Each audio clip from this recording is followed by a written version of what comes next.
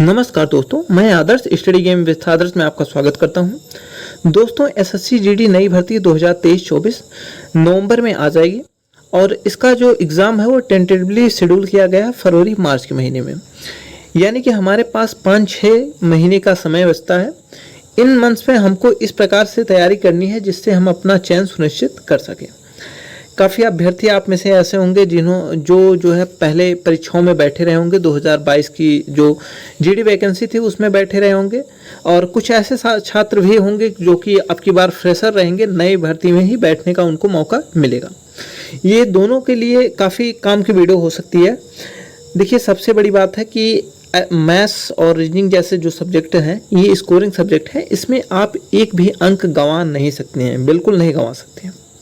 क्योंकि जिस हिसाब से जीडी की कट ऑफ पिछले 2 वर्षों में आपने देखा होगा गई है, और पिछले वर्ष जो अभी वैकेंसी का जो रिजल्ट आया है 2022 की जो वैकेंसी थी जीडी का, उसका जो रिजल्ट आया उसमें आपने कट ऑफ देखा रहा होगा कि फिजिकल की कट ऑफ कितनी हाई गई थी और फाइनल मेरिट की कट ऑफ कितनी हाई गई। देखिए, हाई जाने का भी अपना एक रीज़न था, कुछ तो नॉर्मलाइजेशन का रीज़न था। किसी किसी के शिफ्ट में 25-25, 26-26 नंबर तक नॉर्मलाइज हुए हैं, तो नॉर्मलाइजेशन ने बहुत गेम इधर उधर किया है।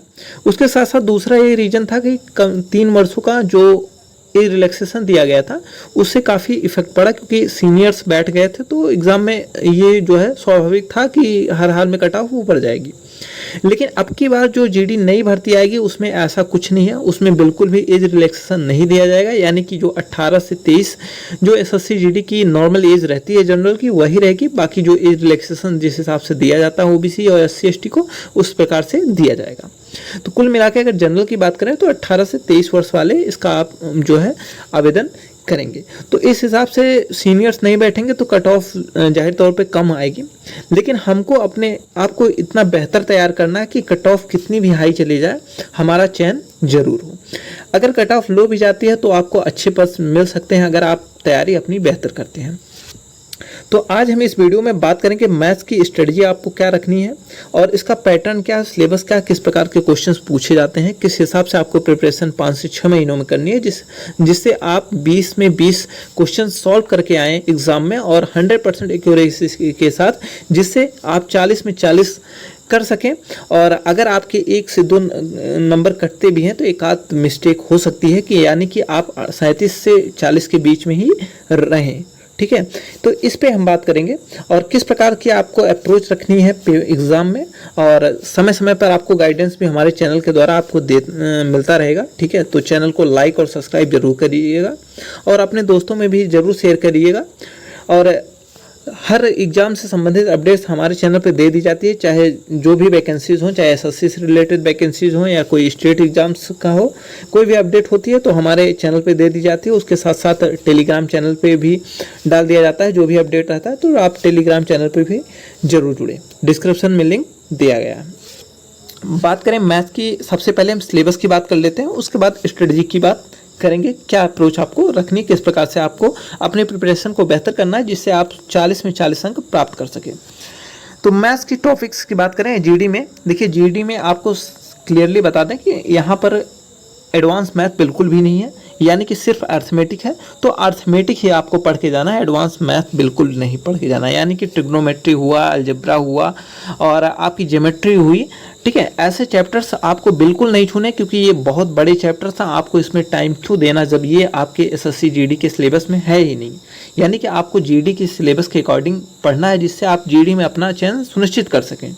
तो बात करें देखिए अर्थमेटिक में, तो इसमें अनुपात समानुपात है। ठीक है, यहाँ पर आप देख सकते हैं कि टॉपिक्स क्या है आपके, अनुपात समानुपात है, प्रतिशत है, लाभ हानि बट्टा है, औसत है, ESI यानी कि साधारण ब्याज और चक्रवृद्धि ब्याज, कार्य समय व पाइप टंकी, चाल समय दूरी। ठीक है, और आगे देख लेते हैं मिश्रण है, उसके साथ साथ मेंसुरेशन है, संख्या पद्धति यानी कि नंबर सिस्टम है, DI यानी कि जो चार्ट वाला क्वेश्चन देता है वो है। ठीक है, और LCM SCF है, और सिंप्लीफिकेशन यानी कि जो है सरलीकरण जिसको कहते हैं आप, ठीक है, वो है। ठीक है, तो आपको यहाँ से बता दें, ठीक है, जो भी छात्र होंगे कुछ हिंदी में नहीं समझ पा रहे हो तो उनके लिए बता दें, रेशियो, प्रोपोर्शन, परसेंटेज और profit loss, discount, average, SICI, work and time, ठीक है, पाइप टंकी जो है, और यहाँ पर आप टाइम एंड डिस्टेंस है, और आपका मिक्सचर है, मेंसुरेशन है, नंबर सिस्टम, डीआई है, एलसीएम, एचसीएफ है एंड सिंप्लीफिकेशन। ठीक है, ये आपके टॉपिक्स हैं। अब सबसे पहले देखिए आपको पढ़ना क्या है, आपको सबसे पहले रेशियो प्रोपोर्शन पढ़ना है, उसके बाद फिर परसेंटेज, फिर आपका जो है आपका डिस्काउंट और प्रॉफिट लॉस पढ़ना है। ठीक है, इस हिसाब से जो मैंने एक क्रम दिया ये आपको टेलीग्राम चैनल पे ये पीडीएफ भी प्रोवाइड कर दी जाएगी, इसी क्रम में आपको पढ़ना है। तो आपका जो क्लियर होगा कॉन्सेप्ट, आपका कॉन्सेप्चुअल वे में आप क्लियरिटी बनती चली जाएगी, आप इस हिसाब से पढ़ेंगे। ठीक है, ऐसे रैंडम चैप्टर्स उठा के मत पढ़िएगा, एक सीरियल से इस हिसाब से पढ़ेंगे। जैसे रेशियो पढ़ेंगे तो आपको प्रेशर्स में काफ़ी आसानी होगी सॉल्व करने, प्रेशर पढ़ लेंगे फिर आपको लाभ हानि में काफ़ी आसानी होगी, फिर उसी हिसाब से रेशियो पढ़े रहेंगे तो एसआईसीआई में आपको काफ़ी मदद मिलेगी। तो इस हिसाब से आपको काफ़ी फायदा मिलेगा, इसलिए रेशियो प्रोपोर्शन को सबसे पहले रखा गया है। ठीक है, और बात करें देखिए चैप्टर से, प्रेशर से हर टाइप के, जैसे आपका क्वेश्चंस हुआ चुनाव से संबंधित हुआ। ठीक है, बाकी दो वस्तुओं का अब जब मल्टीप्लाई होता है तो एक फिक्स डिपॉजिट होती है, उस पर आधारित क्वेश्चंस होते हैं, प्रॉफिट लॉस भी आधारित होता है। ठीक है, तो इस प्रकार के क्वेश्चंस होते हैं। बाकी आपको एक क्वेश्चन जरूर पढ़ के जाना है, आपको बता दें कि रेशियो प्रोपोर्शन में सबसे फेवरेट है एसएससीजीडी का, जो कि वहाँ पर कॉइन वाला जो क्वेश्चन होता है कि इतने इतने के अनुपात में 1 रुपए के और 50 पैसे को 25 पैसे के सिक्के हैं तो कितने टोटल अमाउंट है कि सिक्कों की संख्या कितनी है। ऐसे टाइप के क्वेश्चन हर बार हर शिफ्ट में डाले जाते हैं, तो इसको आप बिल्कुल भी मत छोड़िएगा। ठीक है, इस प्रकार से और बराबर आपको गाइडेंस चैप्टर वाइज भी मिलता रहेगा। चैनल को सब्सक्राइब रखिएगा। तो आज हम बात करें तो ये आपके कुल मिला के 13 चैप्टर्स हमने सेलेक्ट किए हैं, ये आपको पढ़ने हैं। उसमें से आप नंबर सिस्टम अभी जरूरी नहीं है, पहले मत पढ़िएगा, सब कंप्लीट हो जाएगा, फिर टाइम बचेगा तो नंबर सिस्टम पढ़िएगा, क्योंकि नंबर सिस्टम काफ़ी बड़ा चैप्टर है। ठीक है, और इससे ऐसा होता है किसी किसी शिफ्ट में डाल देते हैं, किसी किसी शिफ्ट में नहीं डालते हैं, तो ये जरूरी नहीं है कि हर शिफ्ट में आएगा ही आएगा। तो इसको आप सबसे लास्ट में रखिएगा, जिससे आपको ज़्यादा समय ना लगे, और बाद में आप देख लीजिएगा जो भी जिस टाइप के क्वेश्चंस आते हैं फिर आप सॉल्व कर लीजिएगा या पढ़ लीजिएगा, आपके पास टाइम बचता है तो। उसके पहले आपको ये चैप्टर्स, आपको 12 चैप्टर्स करने हैं, नंबर सिस्टम लास्ट में करना है, आपके पास टाइम रहेगा तो सबसे पहले आपको क्या करना है, अब बात करते हैं स्ट्रेटजी क्या रहने वाली है। अब क्या बात करते हैं स्ट्रेटजी की। ठीक है, स्ट्रेटजी की बात करें तो सबसे पहले आपके पास ये समझ लीजिए कि सितंबर तो लगभग बीत चुका है। ठीक है, आपके पास अक्टूबर और नवंबर, अक्टूबर हुआ, ठीक है, और नवंबर हुआ। इन 2 मंथ्स में आपको क्या करना है, अक्टूबर और नवंबर में आपको क्या करना है, 2 महीने का टाइम है आपको। 2 महीने में ये जो टॉपिक्स आपको हम दे रहे हैं इसके सिलेबस कंप्लीट करना है। अब सिलेबस कंप्लीट करने के 2 रूल हैं। एक तो पहला आप ये कर लीजिए कि आप किसी का अगर जो है पेड बैच आपने ज्वाइन कर लिया है, या जो भी टीचर आपका फेवरेट हो या जिससे आपको समझ में आता हो, फेवरेट का आशय ये है कि समझ में आता हो। ठीक है, उसके कोर्स ले लीजिए, आप ये 9-10 चैप्टर्स पढ़ लीजिए।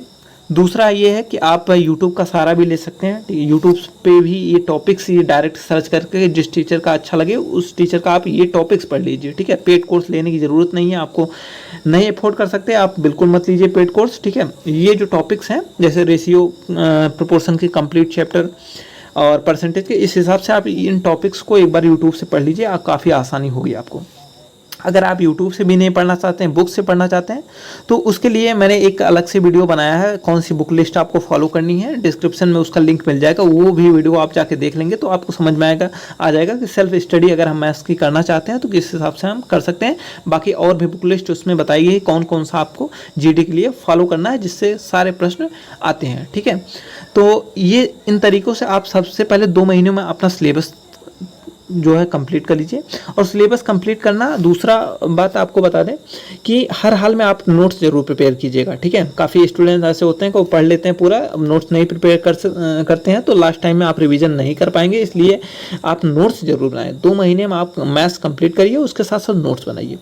जब आपका नवंबर कंप्लीट हो जाएगा, ठीक है, नवंबर तक आपका सिलेबस कंप्लीट हो जाएगा, उसके बाद फिर जो है आप लगातार मॉक्स दीजिए। ठीक है, मॉक कम से कम एग्जाम से पहले आपको 100 मॉक्स, अप्रॉक्सीमेटली 100 मॉक्स आपको दे के जाने हैं। प्रीवियस ईयर जितने मॉक हैं 2021 के जो GD के हैं, 2018 GD के, 2000 सिलेबस चेंज हो गया 2021 से, आपका सिलेबस यानी कि पैटर्न, सिलेबस तो वही है, उससे नहीं मतलब, आपको पेपर सॉल्व करके जाना पूरा 2018 का, 2021 का और 2022 के जितने सेट्स हैं पूरे सेट्स लगा के जाने हैं। ठीक है, एग्जाम से पहले तो सबसे पहले आपको मैथ्स का सिलेबस कंप्लीट करना है। जब आप सिलेबस कंप्लीट कर लेंगे फिर आप मॉक देना चालू करेंगे। जब मॉक देना चालू करेंगे आप, ठीक है, मल्टीपल टाइम्स आप मॉक्स देंगे, क्योंकि आप टेक्स्ट बुक पास लेंगे तो एक ही मॉक आप कई बार दे सकते हैं। अगर आप एक बार कंप्लीट कर लेते हैं फिर आप नया वाला 2022 वाला री अटेम्प्ट करिए, दोबारा अटेम्प्ट करके दीजिए, जिससे आपको सवाल एकदम रट जाए, एकदम फ्लुएंसी हो जाए, जिससे एग्जाम में बैठने के बाद आप तुरंत देखें और तुरंत जो है आपके दिमाग में आ जाए कि हाँ इस प्रकार से इसको सॉल्व करना है, इस प्रकार की अप्रोच रखनी है हमको। ठीक है, तो आपको 100 मॉक्स देने हैं नवंबर के बाद। नवंबर के बाद आपके पास दिसंबर है, जनवरी है, फरवरी। हम मार्च के महीने में मान रहे हैं एग्जाम, तो जनवरी, फरवरी, दिसंबर, जनवरी, फरवरी। ठीक है, तो कुल मिला के 3 महीने का समय मिलेगा। तो कुल मिला के आप 100 मॉक्स आराम से दे सकते हैं। डेली एक मॉक देंगे तब भी आप 100 मॉक्स आसानी से दे सकते हैं। ठीक है, तो आपको कुल मिला के 100 मॉक्स देने हर हाल में मैथ्स के, चाहे आप वो कंप्लीट मॉक्स दीजिए या सेक्शनल करके 100 दीजिए, लेकिन 100 मॉक आपको देने हर हाल में। ठीक है, पहले सिलेबस कंप्लीट करना है, फिर 100 मॉक्स देने। मॉक्स से आपको काफ़ी चीज़ एनालिसिस करेंगे आप, तो काफ़ी चीज़ समझ में आएगी कि हमारा फला चैप्टर में जैसे आपका परसेंटेज में गलत हो रहा है क्वेश्चन, तो आप परसेंटेज पे आइए। ठीक है, आपने मॉक दिया, मॉक में गलत हो रहा है क्वेश्चन आपका परसेंटेज में, तो परसेंटेज पे आइए, अपने नोट से भी रिवीजन कीजिए और जिस टाइप के क्वेश्चन गलत हो रहे हैं उसके 2-4-10 सवाल लगा लीजिए। फिर आप मॉक्स दीजिए, फिर जो है एनालिसिस कीजिए कि अब किस चैप्टर में दिक्कत हो रही। तो इस हिसाब से आप अपने नोट्स को बार बार रिवीजन भी आपका होता रहेगा और आपकी तैयारी भी बेहतर होती रहेगी। यही जो है अप्रोच आपको एग्जाम तक रखनी है और 100% मैं गारंटी लेता हूँ कि आपके 38 से 40 नंबर आपके मैथ्स में ज़रूर रहेंगे SSC GD में। अगर आप फ्रेशर हैं तब भी, आपने पिछले एग्जाम नहीं दिया रहा होगा तब भी, आप नए स्टूडेंट बिल्कुल होंगे तब भी। ठीक है, तो यही कुल मिला के अप्रोच रखनी है।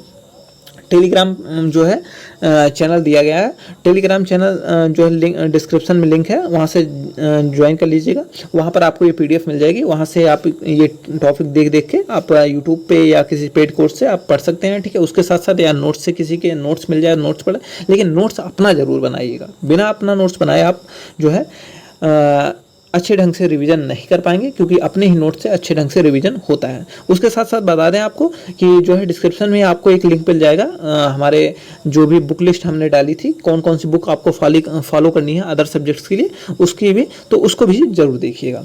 चैनल पे बने रहने के लिए धन्यवाद। अगर आप चैनल पे नए हो, चैनल को लाइक और सब्सक्राइब जरूर कीजिएगा, अपने दोस्तों में भी जरूर शेयर कीजिएगा। धन्यवाद।